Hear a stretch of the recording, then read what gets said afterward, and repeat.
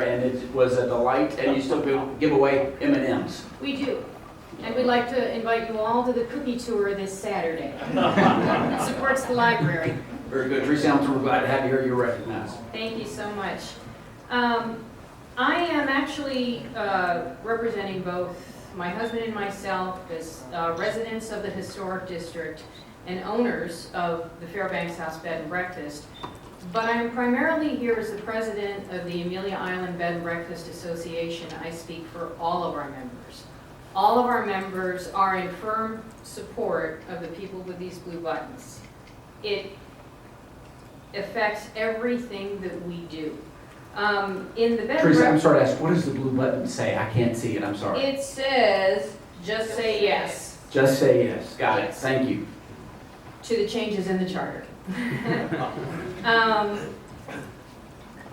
In the bed and breakfast business, we are not in the lodging industry. We are selling an experience.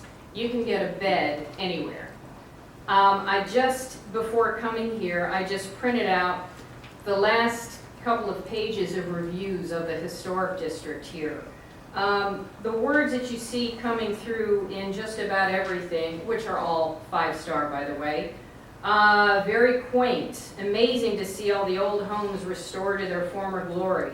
Small town friendly, love to live here. Everyone you meet says hello, lovely small town feel. What a great place to unwind and relax. What a relaxing and slow-paced vacation. Lots of neat shops, awesome old saloon, beautiful old homes, friendly people. This is a beautiful town, spotlessly clean. On and on and on, page after page. And this is just for Fernandina Beach. The reviews naturally for the individual bed and breakfasts are much more glowing than that. This experience is something that is the product that we sell. So we've heard a lot from the citizenry, of which I'm a part, but we are businesses too. You know, there are 6 bed and breakfasts in the Historic District, and bed and breakfast sounds very quaint as well, but the economic impact of the 6 bed and breakfasts just in the Historic District is well into the millions, $5, $6, $7 million a year. You know, all of our guests eat out. All of our guests go on tours. You know, all of our guests buy things. You know, you've been on vacation, you know how it works.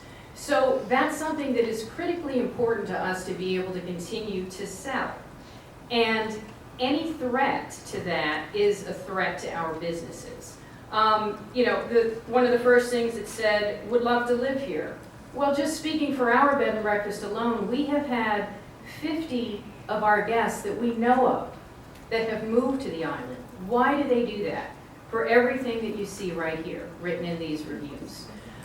And if you think that placing restrictions on a business is something that is out of the ordinary, I would ask you, why do we need to ask permission to fix a hole in our roof? Businesses are restricted all the time. And when you compare asking permission to fix a hole in your roof versus eminent domain, please protect our businesses. Teresa Hamilton, thank you.